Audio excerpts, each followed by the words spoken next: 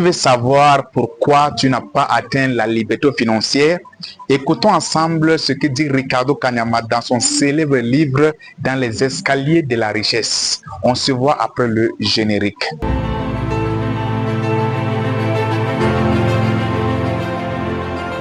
Ricardo Kanyama dit dans son livre que la richesse n'est pas un miracle. La richesse, c'est plutôt un escalier. Chaque marche a une discipline, a une habitude.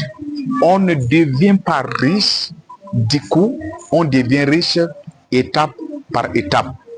Voici les 3 étapes écrites dans ce livre de Ricardo Kanyama que je me prépare à vous présenter. Une bonne nouvelle pour toi, c'est que sur ma chaîne Iocom Academy Business, pars t'abonner là-bas pour avoir encore des formations gratuites que je propose souvent à ma communauté. Alors, on se voit maintenant pour les 3 principes, ou que ce soit les 3 étapes écrites dans les escaliers de la richesse. Première étape, Kanyama nous parle que nous devons changer notre mentalité. Premier principe, nous devons changer notre mentalité avant de changer notre compte bancaire. Si ton esprit est pauvre, ton compte bancaire sera toujours pauvre. Le deuxième principe, Ricardo Kanyama nous conseille de vivre au-dessous de nos moyens. Et il nous présente 3 catégories de personnes. Première catégorie de personnes, ce sont des riches. Les riches, quand ils gagnent de l'argent, le R qui est le revenu, est égal à dépenses plus économie d'investissement.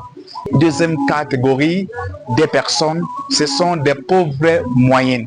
Les pauvres, le revenu est égal à dépenses plus économie d'objectifs. C'est-à-dire qu'ils ont un objectif à atteindre à long terme.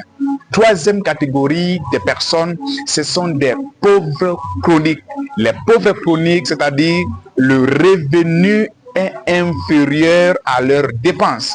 Exemple, si un pauvre chronique gagne 50 000, il paraît comme si c'était quelqu'un qui gagnait 500 000 et ils sont toujours frustrés, ils ont des problèmes, ils sont endettés et ils ne peuvent rien réaliser, ils ne peuvent jamais devenir riches.